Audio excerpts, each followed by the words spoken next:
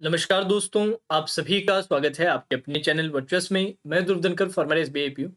आज आप लोगों के लिए एक बहुत ही इंपॉर्टेंट सेशन लाया हूं उन स्टूडेंट्स के लिए जो अभी कुछ ही दिनों में आरआरबी पीओ मेंस के लिए अपीयर होंगे। आरआरबी पीओ मेंस का जिन लोगों का एग्जाम है उनके लिए एक बहुत इंपॉर्टेंट सेशन है। ये पेपर हमें कैसे अटेम्प्ट करना है, ये वीडियो मैंने काफ़ी समय से आप लोगों को प्रॉमिस कर रखा है।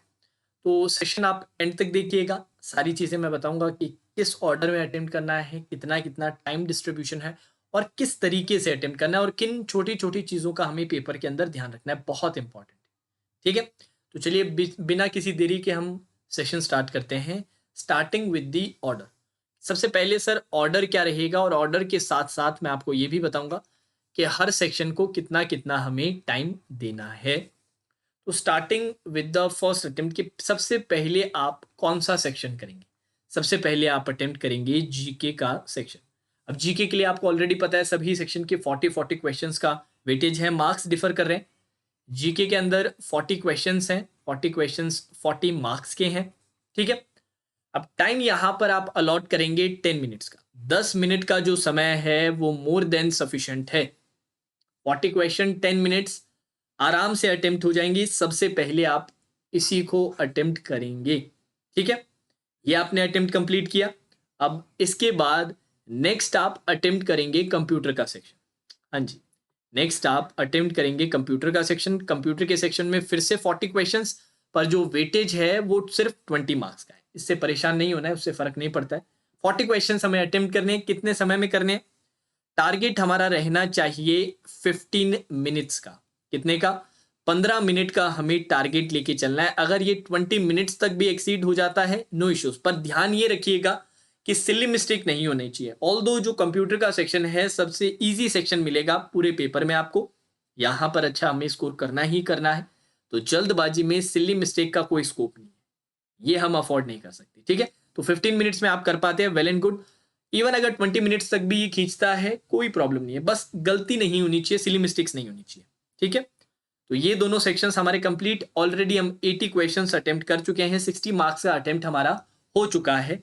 अब इसके बाद जो नेक्स्ट आप अटेम्प्ट करेंगे वो करेंगे, अगर आपने हिंदी सेलेक्ट किया है तो हिंदी लैंग्वेज, नहीं अगर आपने इंग्लिश सेलेक्ट किया है तो इंग्लिश। क्या वेटेज है?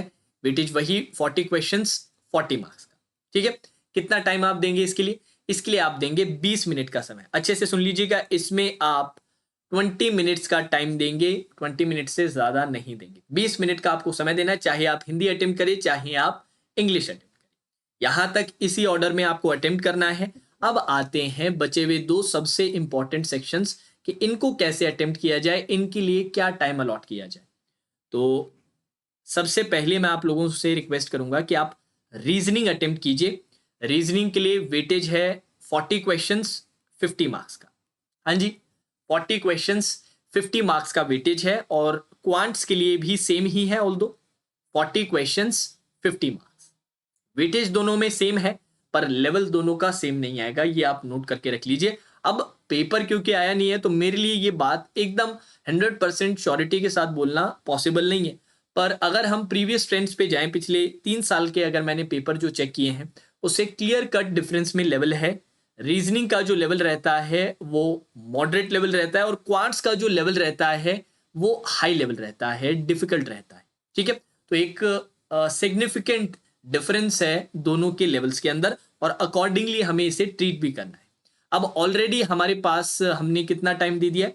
ऑलरेडी सर हमारे पास अब 75 टू 70 मिनट्स हमारे पास बचे। तो इनको कैसे डिस्ट्रीब्यूट किया जाए ये सबसे इंपॉर्टेंट है।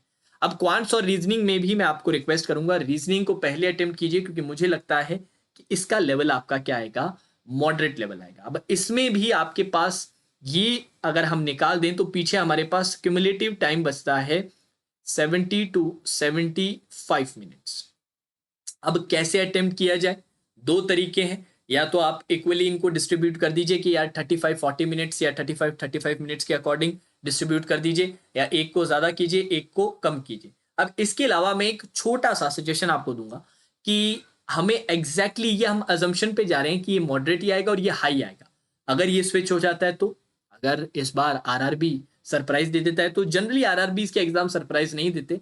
पिछले ट्रेंड्स को अगर आप जाएं तो बहुत ही स्टैंडर्ड से पैटर्न पे सवाल पूछे जाते हैं। थोड़े कुछ डीआईज वगैरह जो रहते हैं वो लेंदी रहते हैं, डिफिकल्ट रहते हैं, पर कोई नया पैटर्न आपको देखने को नहीं मिलता। पजल्स के लिए भी सेम ही बात है, लेवल मॉडरेट रहता है, कुछ सवाल आपको थोड़े लेंदी लग सकते हैं पर वो सॉल्व हो जाते हैं, वो डुएबल रहते हैं।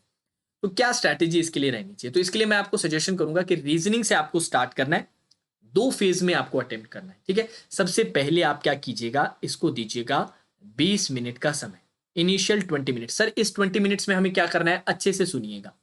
इस 20 मिनट्स में आपको जितने भी इजी या इजी टू मॉडरेट लेवल के जो क्वेश्चंस हैं उनको कंप्लीट करना है, ठीक है। और एक चीज जो बहुत इंपॉर्टेंट है कि पूरा का पूरा पेपर एक बार आपको जरूर रिव्यू करना है। पेपर का पूरा रिव्यू आपका इसमें कंप्लीट होना चाहिए, और इजी टू मॉडरेट बहुत सारे क्वेश्चंस ऐसे मिलेंगे, ये आपके कंप्लीट हो जाने चाहिए।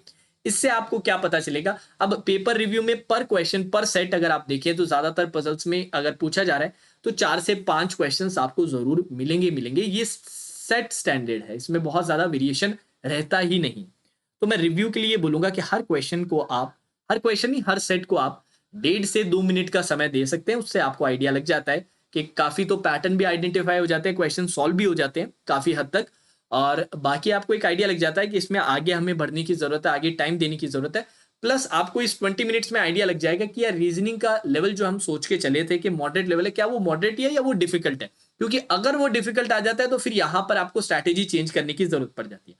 पर अगर लेवल मॉडरेट ही रहता है, अगर लेवल मॉडरेट ही रहता है तो मेरा सजेशन रहेगा इस 20 मिनट्स के बाद क्वांट्स आप अटेम्प्ट नहीं करेंगे। इसके बाद एक और 20 मिनट्स का टाइम आप फिर से एक फेज चलाएंगे और इसी में फिर से 20 मिनट्स का टाइम और देंगे, और इन टोटल इसका कितना हो जाएगा, इन टोटल इसका 40 मिनट्स का टाइम आप यहां पर प्रोवाइड कर देंगे। अब पीछे आपके पास 30 मिनट्स बचते हैं। इस 30 मिनट्स में अब आप बचे हुए समय में क्वांट अटेम्प्ट करेंगे। अब यहां इस 30 मिनट्स में पेपर रिव्यू भी चल रहा है, और यहां पर क्योंकि लेवल हाई रहेगा तो जो भी क्वेश्चन आप सॉल्व करेंगे उसको टाइम देना ही पड़ेगा। पर इनिशियल के कुछ ही समय में, मतलब मान के चलिए इनिशियल 15 से 20 मिनट के अंदर आपको आइडिया लग जाएगा कि यार क्वांट्स में और ज्यादा टाइम देने की मुझे जरूरत है या नहीं है। अगर आपको ऐसा लगता है कि यार ये 15-20 मिनट तो दे दिए पर जो बचे हुए 10-1 मिनट हैं वो 10 मिनट्स में क्वांट्स के बजाय, अगर रीजनिंग में अगर आपके क्वेश्चंस बच जाते हैं और आपको ऐसा लगता है कि नहीं यार मैं अगर वहां पर स्विच, क्योंकि कभी भी आप किसी भी सेक्शन से किसी भी सेक्शन में स्विच कर सकते हैं, ये आपको पता है।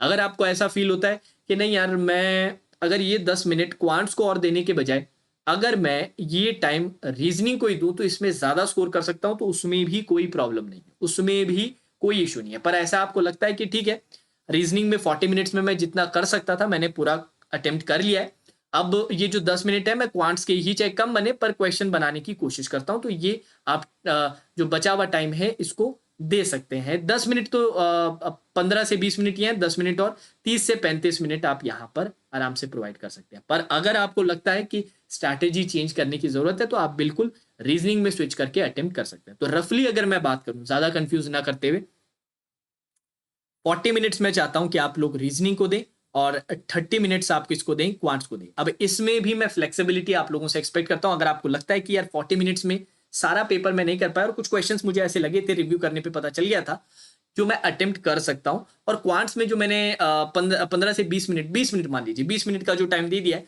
उसमें मुझे लग रहा है कि कट ऑफ लाइक तो क्लियर हो गया है, पर उतना मैं स्कोर आगे नहीं करने की मेरी पॉसिबिलिटी दिख रही है। इसके बजाय ये जो बचे हुए 20 मिनट देने के बाद ये जो बचे हुए 10 मिनट है ये मैं इसको देने के बजाय अगर मैं ये 10 मिनट यहां पर रीजनिंग को दे दूं तो शायद मैं बहुत ज्यादा अच्छा स्कोर कर सकता हूं, तो उसमें भी कोई प्रॉब्लम नहीं है।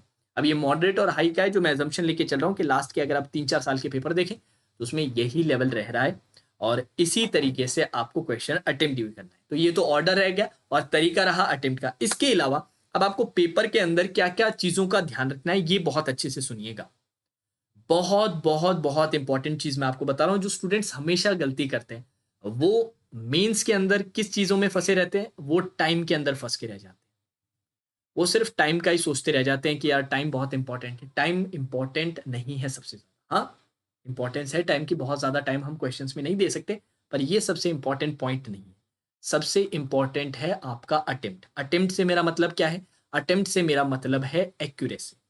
मतलब अगर आप किसी क्वेश्चन को अटेम्प्ट दे रहे हैं, पहला अटेम्प्ट है आपका, यही कोशिश रहनी चाहिए कि उसी अटेम्प्ट में, पहले ही अटेम्प्ट में क्वेश्चन सॉल्व हो। बच्चों को टाइम की प्रॉब्लम, स्टूडेंट्स को टाइम की प्रॉब्लम कब होती है? जब वो एक अटेम्प्ट में सॉल्व नहीं कर पाते और दूसरे और तीसरे अटेम्प्ट में जब जाते हैं, कॉन्फिडेंस ऑलरेडी लो हो जाता है, फिर दिमाग में वो घड़ी चलने लग जाती है कि देखो कैसे धीरे-धीरे टाइम कम होता जा रहा है और फिर एक्यूरेसी की पॉसिबिलिटी खत्म हो जाती है। और मेंस में अटेम्प्ट प्लस एक्यूरेसी बहुत इंपॉर्टेंट है कि आप जितना अटेम्प्ट करें, एक्यूरेटली अटेम्प्ट करें। जितना अटेम्प्ट करें, एक्यूरेटली अटेम्प्ट करें और एक्यूरेसी आती है जब आप अपने पहले अटेम्प्ट में ही क्वेश्चन सॉल्व करते हैं। क्योंकि दूसरे, तीसरे तक तो फिर जो माइंडसेट है वो थोड़ा-सा नेगेटिव जाना स्टार्ट हो जाता है। थोड़ा-सा टाइम मैटर करना स्टार्ट हो जाता है, टाइम चलने लग जाता है, तो उतनी एफिशिएंसी रह नहीं पाती। तो इन चीज़ों का आप ध्यान रखिएगा। एक चीज़ मैं और आप लोगों से कहूँगा कि बिल्कुल काम रह के, बिल्कुल शांत रह के आपको पेपर अटेम्प्ट करना है। ये जो इसकी जो पेपर की आप परफॉर्मेंस देने जा रहे हैं, इसके लिए आपने बहुत समय से प्रिपरेशन किया, आपने बहुत हार्ड वर्क किया, आपने स्मार्ट वर्क किया है।